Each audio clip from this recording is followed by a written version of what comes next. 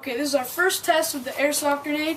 It's our standard regular firecracker or water bomb in an egg with 15 BBs. All have 15 BBs, so don't send me messages about that.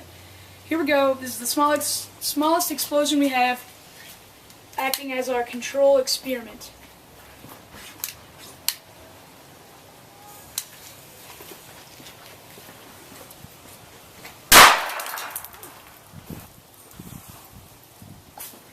Okay, we're assessing the damage. This is our control test. I can see some damage over here, if you can see this camera. Some damage over here. It doesn't look like a BB got... Actually, look at this. I found one BB right here, directly by this mark. There's actually two marks here. Okay. I'm not sure. There's another mark right here. Okay. It definitely looks like we got some BBs through. Of course, not what most people would want in their airsoft grenade, 2 BBs to go successfully flying. But it doesn't look like we got much of a result. So let's see what our next test will do. Okay, this is our second experiment with the airsoft grenades. This is our purple egg, which is our second biggest explosion in the middle. So our first test didn't give us much of a result, so we're hoping on this one. Of course, again, gonna be larger. 15 BBs, and this is acting as a manipulated variable, but it's not the biggest explosion that we have.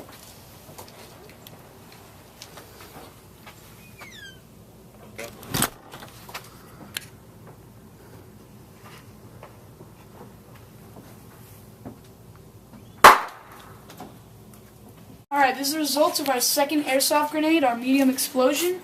And it seems like we have a gaping hole here.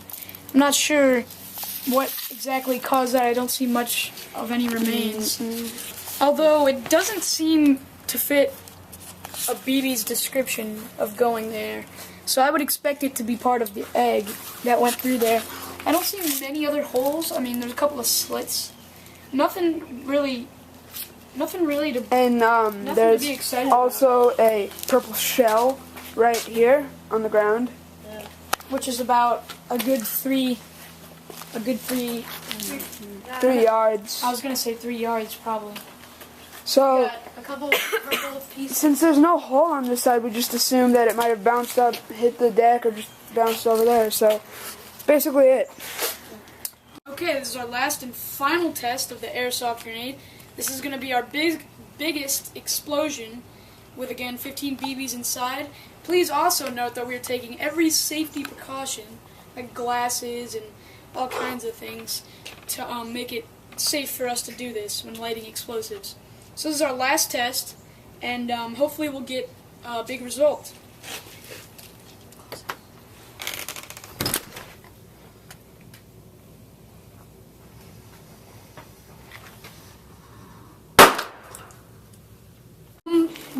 This is results for the third airsoft grenade. We got some pretty good holes. We got an absolutely giant one over here that wasn't before. Of course, we taped all our holes from last time. I see a hole here. Would you look at that? Look at these holes. BBs. They almost look like burn marks. What do you think the BBs were like burning when they came out? Maybe? I doubt it. I see our casing of our explosive here, and there's some large holes, so we're gonna look around, we're gonna see what we can find, and then we're gonna talk about it. So okay, let's see what we can find.